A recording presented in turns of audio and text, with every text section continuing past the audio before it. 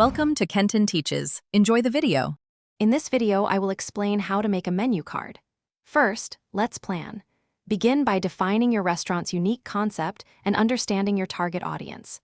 This guides your choices. Next, determine the number of courses and specific dishes you will offer. Finally, consider the physical dimensions and shape of your menu card, ensuring it fits your establishment's style and practical needs. A well-planned menu sets the stage for a great dining experience. Now, let's dive into design. Select a clear, readable font that is easy for all guests to view, even in dim lighting. Your chosen color scheme should perfectly match your restaurant's brand identity, creating a cohesive look. Consider incorporating high-quality, appealing images of your signature dishes. One or two well-placed photos can significantly enhance visual appeal and entice customers. Remember, good design makes a strong first impression. Next, focus on crafting compelling content. Write concise and appealing descriptions for each dish, highlighting key ingredients and unique flavors in about 20 to 30 words.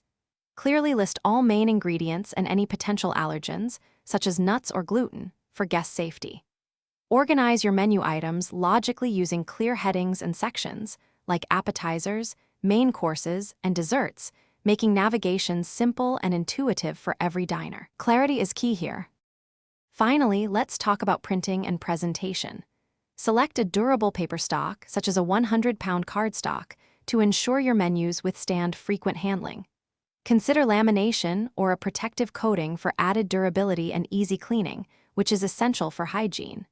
Before final production, meticulously review your entire menu for any typographical errors, pricing mistakes, or design inconsistencies. A polished, error-free menu reflects professionalism and attention to detail. Thanks for watching. Please subscribe if this video was helpful.